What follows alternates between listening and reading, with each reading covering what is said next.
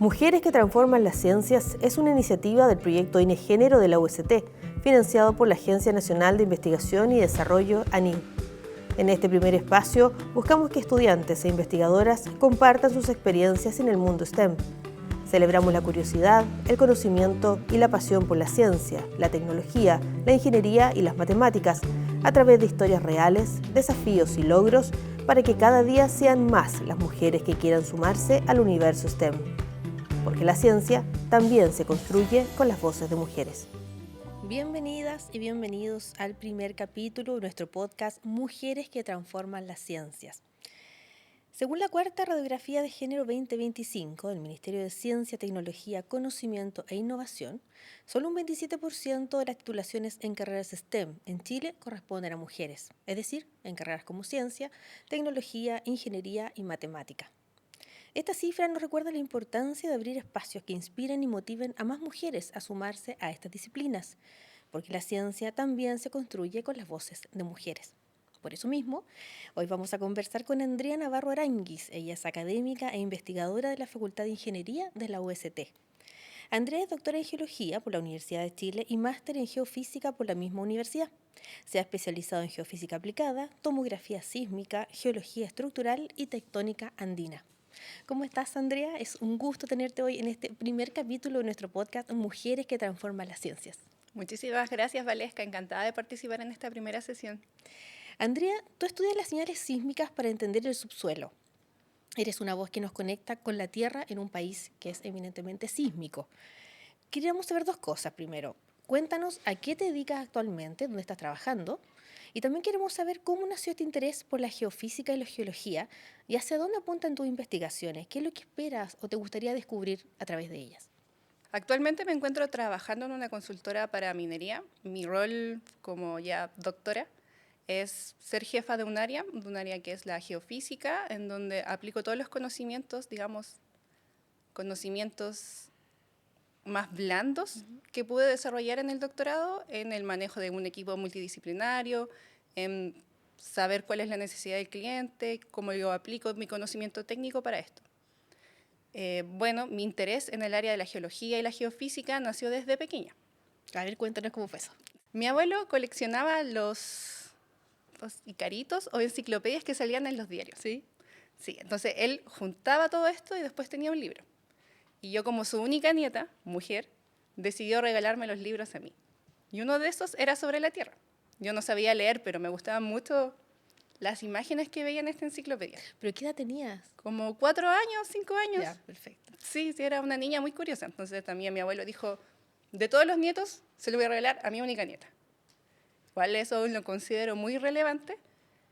Posteriormente, decidí entrar a la Facultad de Ingeniería de la Universidad de Chile, pero queriendo ser ingeniera. El ambiente ahí no es muy agradable para una mujer hace, unos 15 años.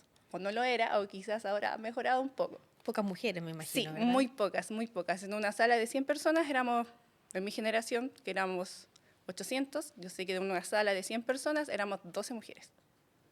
No es tan agradable, sobre todo que yo estudié en un colegio de mujeres. Ya fue desafiante Sí, para fue ti. desafiante, bastante desafiante. Y bueno, de querer ser ingeniera, saber cómo eran las dinámicas, participé de instancias de género dentro de la facultad y decidí cambiar mi parecer hacia algo donde hubiese más mujeres y donde me sintiera más cómoda.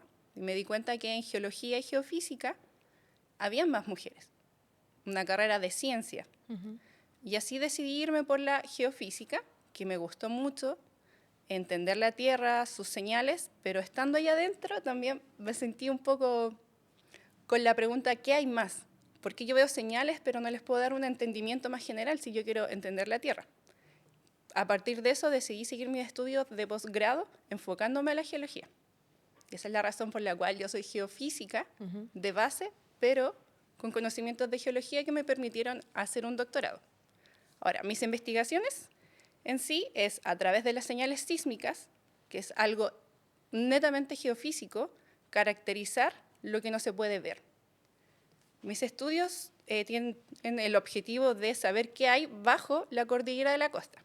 Una ve señales, ve cómo viajan las ondas. Cada cuerpo tiene cierta velocidad en las imágenes que una recrea con estas señales sísmicas. Entonces, a partir de eso y los conocimientos de geología, una puede hacerse una idea de qué es lo que hay, qué material es más competente, menos incompetente, si existen fluidos, ese tipo de fenómenos. Y cuéntanos, ¿por qué es importante hoy día la geología en el contexto actual? ¿Qué respuesta nos puede dar? Uf.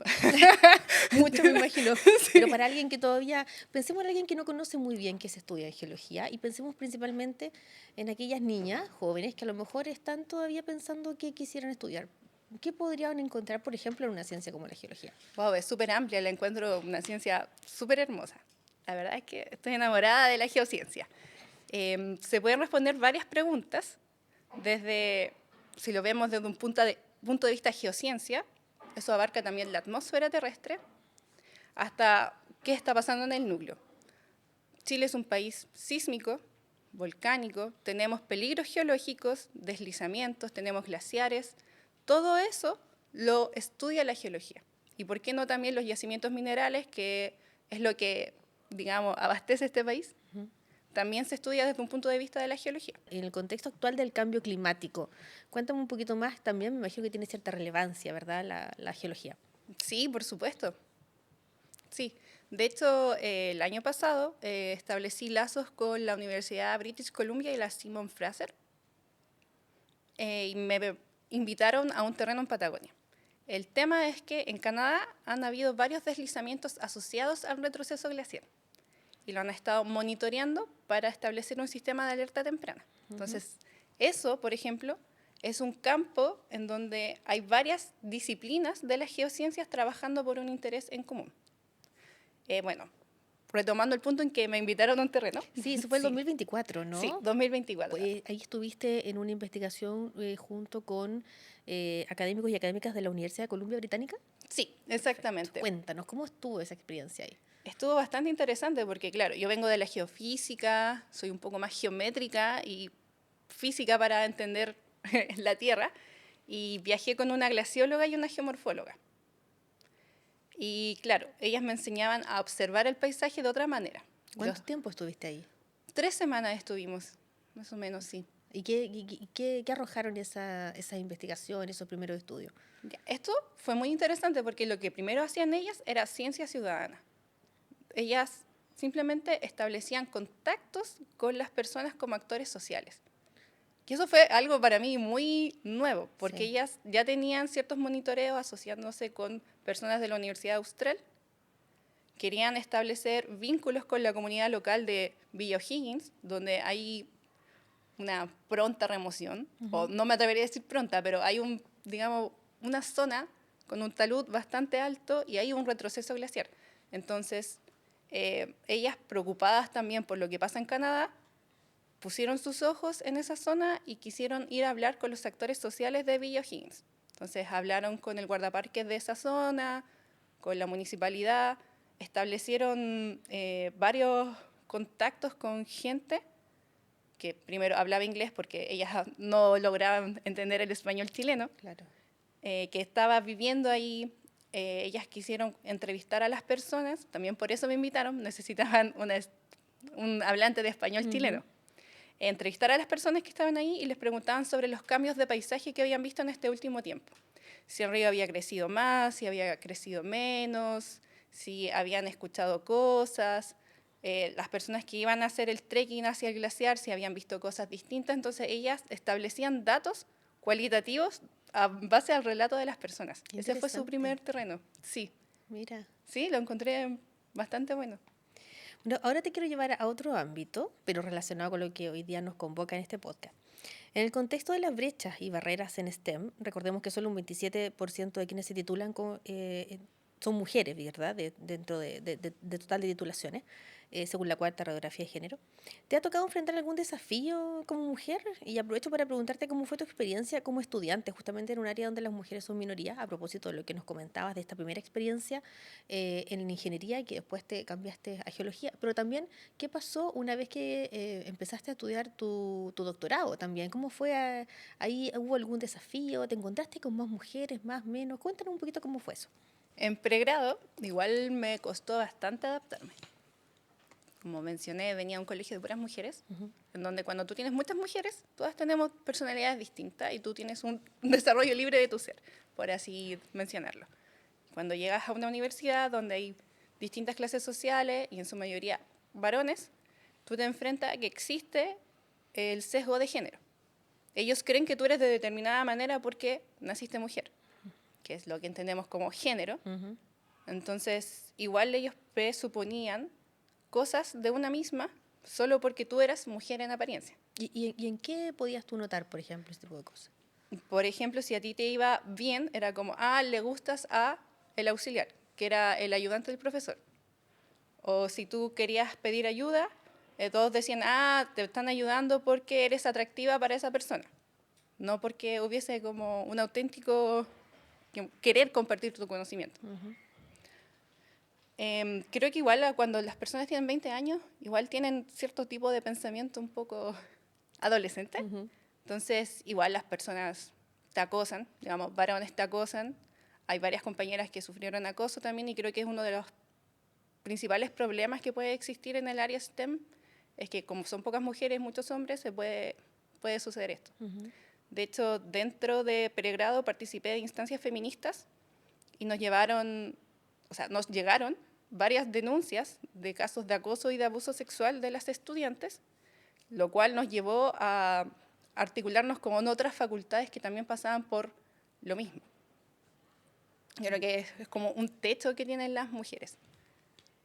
Por fortuna, puedo decir que sí, por fortuna, ahora al menos en algunas universidades existen protocolos para establecer vías cuando eres acosada o eres abusada y viceversa. Claro, hay políticas hoy día que son más claras con respecto a ese tipo de situaciones. Sí, gracias a los movimientos estudiantiles también que pudieron alzar la voz. Y también porque había más mujeres en puestos de poder. Una mujer en un puesto de poder te va a escuchar, porque también pasó por ahí. ¿A ti te tocó, por ejemplo, compartir con académicas, con autoridades que eran mujeres en esa época o en general había principalmente hombres? ¿O también había mujeres en puestos de poder? Sí, había mujeres en puestos de poder. ¿Y tenías profesoras también? Sí, eran poquitas. Y Ya. de hecho ellas eran las que levantaban las instancias de género. Perfecto. Entendiendo el problema, porque ellas también estudiaron en otro ambiente. Y ya en posgrado a mí me tomó una profesora. Una profesora que fue una referente, digamos que ella fue una de las primeras sismólogas egresadas con magíster, doctorado, Diana Comte. ¿Ya? Y claro, ella era la referente femenina que yo tenía en geofísica. Y también fue como un poquito tu inspiradora después para poder seguir... Claro. ¿Cómo fue esa relación con ella? Bueno, igual hay una diferencia generacional bastante amplia, por lo tanto igual hay pareceres distintos.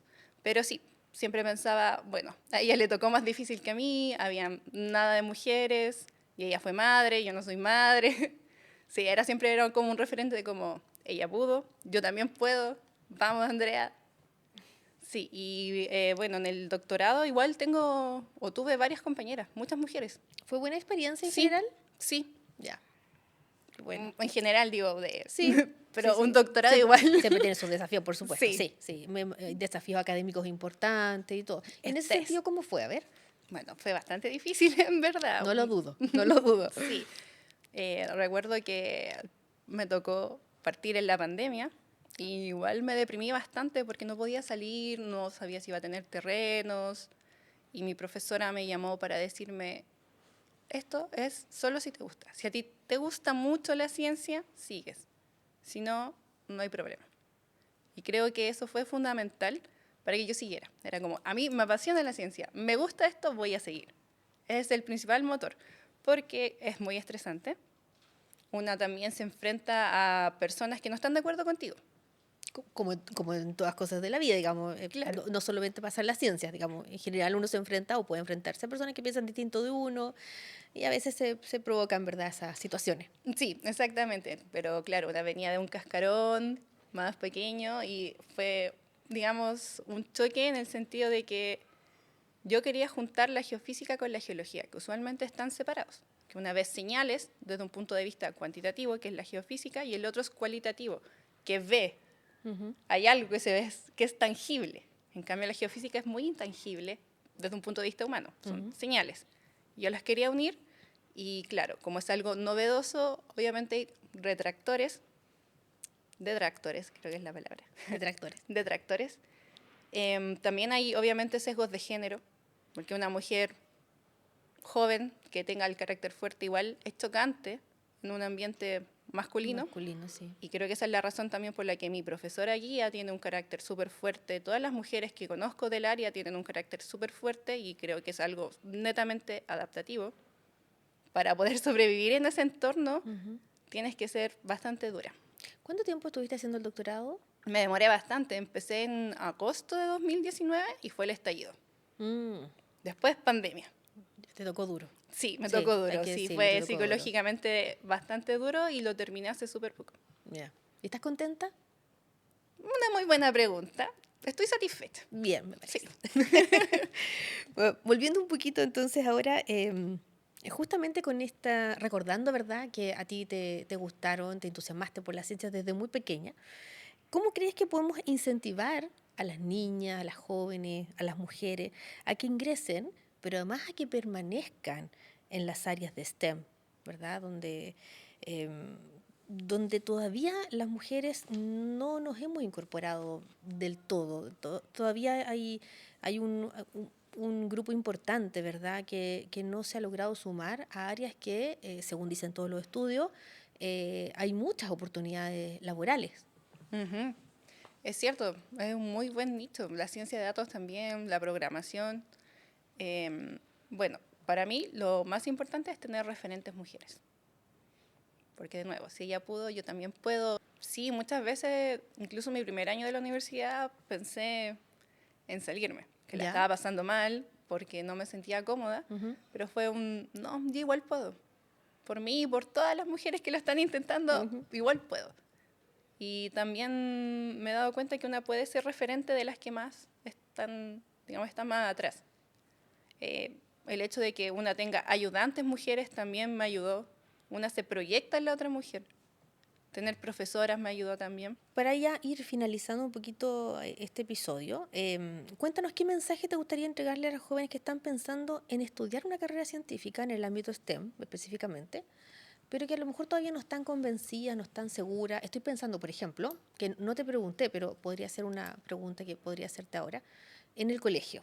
A veces suele pasar que en el colegio nos encontramos con ciertas barreras, ciertos sesgos. Nosotras mismas a veces nos imponemos cosas que, no sé, pensamos en que somos malas para tal cosa, que no somos muy buenas para la matemática, que nos cuesta mucho la física, en fin.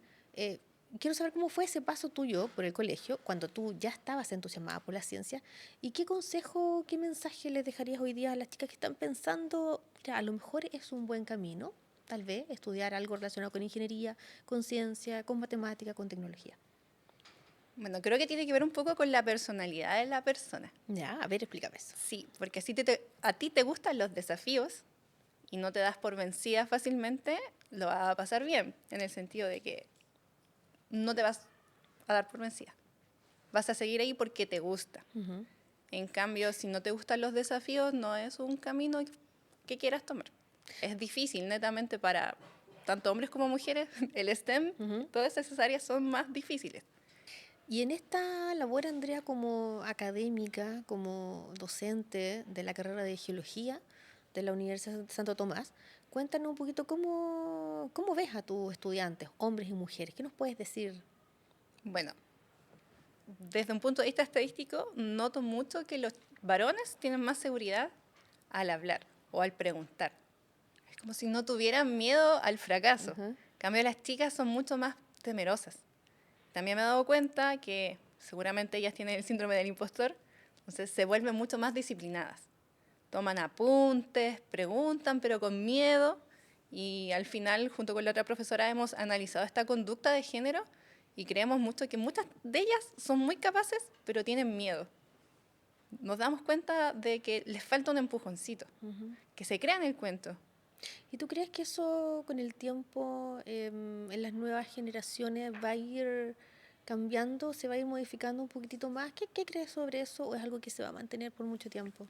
Yo pensaría que se va a ir mejorando a medida que tengamos más mujeres en varios aspectos como profesora, en puestos de poder, mujeres en todas partes. donde ellas también se pueden sentir representadas. Sin embargo, creo que un gran enemigo de que las mujeres se crean el cuento en este ambiente del STEM son los roles de género. Cuando hay roles de género muy marcados, creo que las chicas no se sienten cómodas en estos ambientes.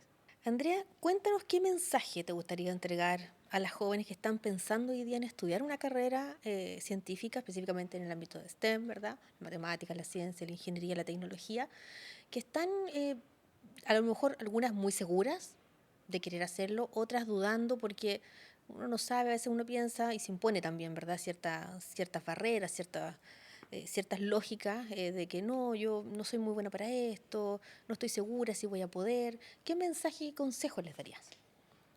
Bueno, lo mismo que me dijo mi profesora, si a ti te gusta, sigue en esto. Creo que también es muy importante tener la seguridad de que tú puedes. Obviamente una tiene esas dudas, yo la tuve constantemente, una tiene el síndrome del impostor, porque también se compara con otras personas, pero al final de cuentas, cuando tú tienes la pasión suficiente por aprender algo, seas buena o seas mala en un comienzo, la misma disciplina te va a llevar a disfrutar lo que tú estás haciendo y vas a ser buena. Volviendo al síndrome de la impostora, no puedo evitar preguntarte, porque he escuchado a muchas investigadoras, porque es un síndrome que se da evidentemente más en mujeres que en hombres, no puedo evitar preguntarte cómo fue eso, cómo has logrado derribar ese síndrome, pasarlo por alto, el síndrome de la impostora, en qué momentos de tu vida tuviste ese cuestionamiento, ¿verdad? Porque hoy día eres una doctora, una doctora en geología, llevas muchos años estudiando, visualizo yo una trayectoria muy buena que vas a tener, ¿verdad? Entonces, quiero saber cómo lidiaste con el síndrome de la impostora. Bueno, la verdad es que todavía lo tengo. Todavía en mi cabeza digo, no soy tan buena para esto. ¿Por qué estoy hablando de esto si tampoco lo manejo? Pero también una tiene que darse cuenta que la ciencia es netamente cuestionadora. Ya. Como Sí. una cuestionándose a sí misma también se da cuenta que está haciendo un acto científico. Es una buena manera de ver el síndrome de la impostora, que no lo había escuchado hasta ahora. Pero más allá de eso, ¿en algún momento tú sentiste que eso te empezó a invalidar? O no sé si invalidar, pero te sentiste así como frenada de repente en algún momento pensando, no, yo no soy tan buena para esto, no corresponde que yo esté postulando este trabajo, o ¿por qué me están llamando si en realidad yo no manejo también este tema? Sí, completamente. Cuando postulaba, no sé, a becas de pasantías o becas de viaje, decía, yo no soy tan buena. Pero un amigo me dijo, no pierdes nada con intentarlo. Y así me fui ganando becas, porque yo decía, no pierdo nada con intentarlo. Esa sensación de no soy tan buena o esto no está bien, también fue algo que me frenó, por ejemplo, para terminar mi tesis doctoral. Yo quería la perfección. Y cada vez leía más y más artículos científicos y muchos más, y mi misma profesora me decía, Andrea, basta, hasta aquí llega tu investigación. Pero yo no me sentía suficiente, entonces quería más. También hay que saber escuchar a las personas que están alrededor tuyo que te dicen, hasta aquí, esto está bien. No pierdes nada con intentarlo, déjalo así, no es terrible. Creo que es un acto también de humildad escuchar Sí, la permitirse opinión. esas cosas Sí, también, es verdad. permitirse que ya, ok, esto es lo que hay, es mi humilde trabajo. Uh-huh. Y ahora ya para ir cerrando, quisiera llevarte a tu futuro, de alguna manera. ¿Cómo te visualizas tú tal vez en 10 años más, 15 años más? ¿Qué te gustaría estar haciendo? ¿En qué te gustaría estar? ¿Te gustaría seguir investigando lo mismo en la misma área que estás hoy? ¿Quisieras estar en Chile? ¿Quisieras estar en el extranjero? ¿Quisieras seguir haciendo docencia? Cuéntanos. Ya, una pregunta muy a futuro, pero lo he estado pensando porque si bien ahora me fui a la industria a adquirir experiencia y hacer valer mis habilidades, igual durante el doctorado dejé muchas preguntas abiertas que me interesaría retomar en un futuro. Por ahora quiero establecer vínculos, hacer contactos, probarme también, que es parte de dejar de ser la impostora en mi cabeza, probarme en otros ambientes. Y ya en unos 15 años me gustaría estar haciendo una investigación de alto nivel acá en Chile, estableciendo también vínculos con la industria y también haciendo docencia, que es algo que me entretiene bastante. Sí, tú actualmente, bueno, tú eres docente, yo lo dije en un inicio, pero eres docente de la Facultad de Ingeniería de la Universidad de Santo Tomás. ¿Cómo es tu relación con los alumnos, con las alumnas ahí? Bueno, como soy joven, creo que es mucho más cercana. Veamos en 10 años más qué tan cercana va a ser. Claro. Sí. ¿Pero te gusta? ¿Te gusta Sí, la docencia? lo paso bastante bien. Lo que no me gusta es revisar, debo ser sincera, pero establecer estos vínculos mediante el diálogo con los estudiantes, las estudiantes que me pregunten, también ser una referente para las chicas que están estudiando geología me emociona mucho. ¿Haces clases en qué carreras? En geología solamente. En geología acá. solamente, Sí. perfecto. ¿Y ahí cómo está el equilibrio hombres, mujeres? Digamos 40-60. Ya. 40 mujeres, 60 hombres. Claro, Ya. esa podríamos decir que es la razón. Más o menos. Pero sí algo que hemos observado, porque mi colega que hace el taller junto conmigo también es mujer, Ya. algo que también hemos observado es que a las chicas les cuesta más creerse el cuento. Mira tú, Deben tener el síndrome del impostor también. puede ser. Algo que no te pregunté, que a lo mejor lo podría igual preguntar ahora, pero ¿te ha tocado o has pensado en aplicar, si se puede o no, y cómo se puede aplicar la perspectiva de género en la investigación en tu ámbito en particular? Sí, ¿Te lo ha- me lo he cuestionado porque son datos, yo ocupo datos, parámetros físicos, pero ¿cómo le agrego la perspectiva de género? Estaría buscando, no sé, estudiantes mujeres. Si yo me ganara un proyecto, buscaría estudiantes mujeres. Perfecto. Sí, eso es muy importante porque aprovecho de mencionar que bueno, este podcast es parte del proyecto INEGénero de la UST y una de las cosas que buscamos dentro del proyecto INEGénero es justamente incentivar la perspectiva de género y la investigación científica en I+D más I+E. Así que es una de las labores que estamos haciendo también como proyecto dentro de la universidad. Y bueno, queremos agradecerte, Andrea, por compartir tu experiencia, conocimiento y sobre todo esa pasión por la geología. El trabajo que realizas no solo contribuye al desarrollo del conocimiento en áreas tan relevantes como la sismicidad y el cambio climático, por ejemplo, como vimos hoy día, sino que también inspira a nuevas generaciones de mujeres a atreverse a entrar y quedarse también en el mundo STEM. Gracias por ser una voz que abre caminos y por transformar las ciencias. Y para conocer más sobre el proyecto INEGénero, aprovecho de comentar que los invitamos a todos, y también a ti, Andrea, a ingresar a www.ust.cl/género e inclusión. Muchas gracias por escucharnos y hasta pronto. Gracias.